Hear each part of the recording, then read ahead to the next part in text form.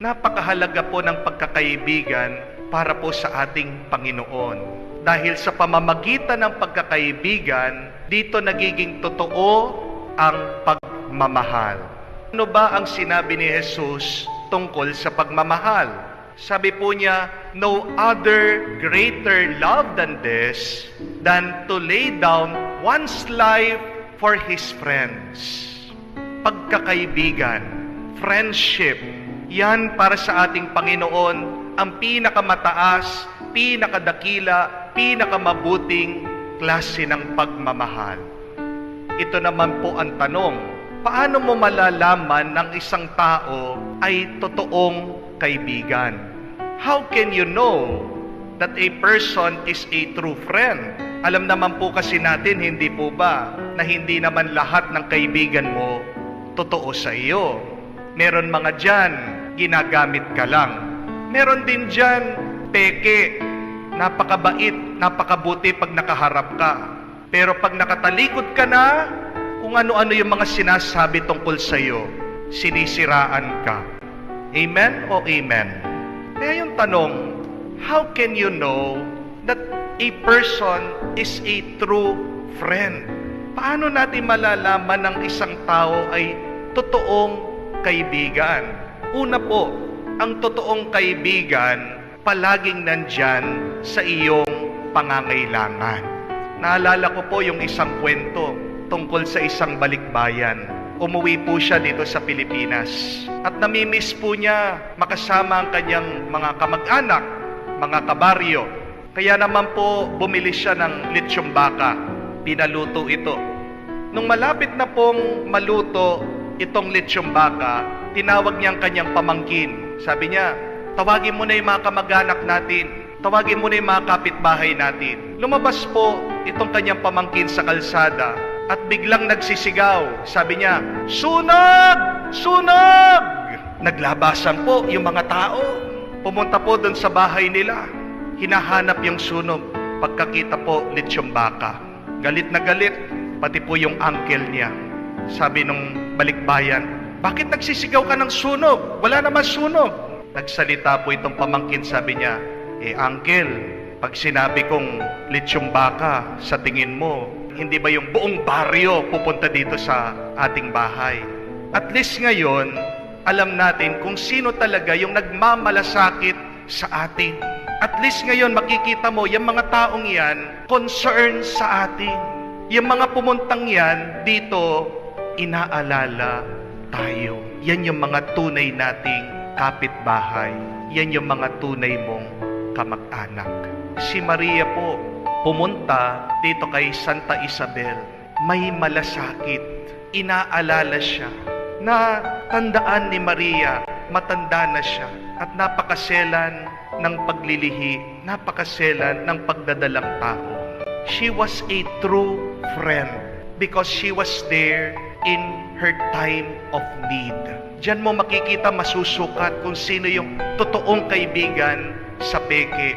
Minsan nga, diyan mo din makikita kung sino yung totoong mananampalataya sa peke.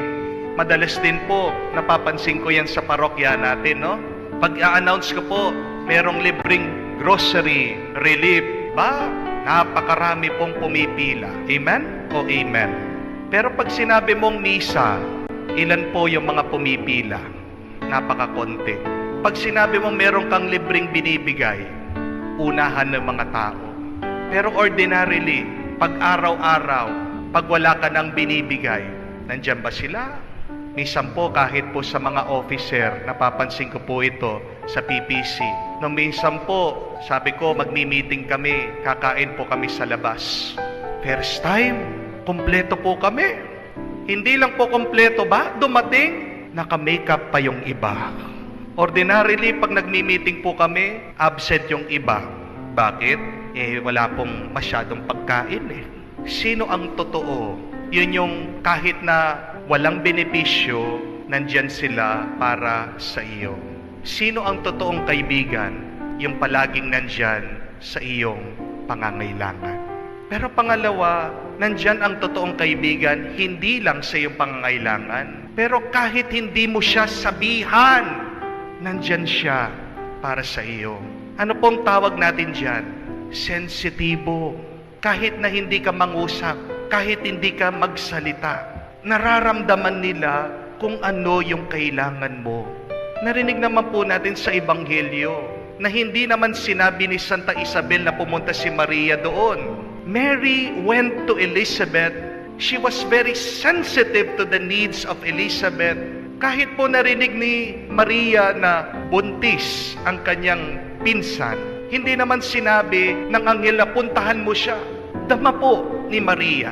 Kahit na hindi humihiling ng tulong itong si Santa Isabel, agad nandoon si Maria. Bakit? Dahil totoo siyang kaibigan. Hindi po ba meron din tayo mga kaibigan na ganyan? Na kahit hindi ka magsalita, nararamdaman nila na mayroong kang pinagdaraanan. Merong lalapit sa iyo, sasabihan ka, Mars, anong problema? Ako po, nagpapasalamat ako. Minsan meron din pong mga parokyanos na ganyan.